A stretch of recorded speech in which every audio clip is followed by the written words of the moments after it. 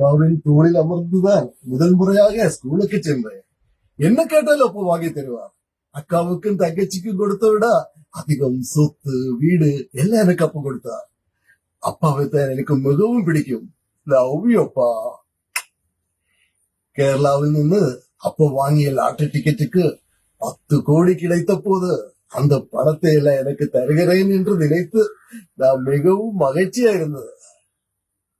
ஆனா அந்த கிழவன் எனக்கு 3 பங்கு மட்டுமே வழங்கப்பட்டது.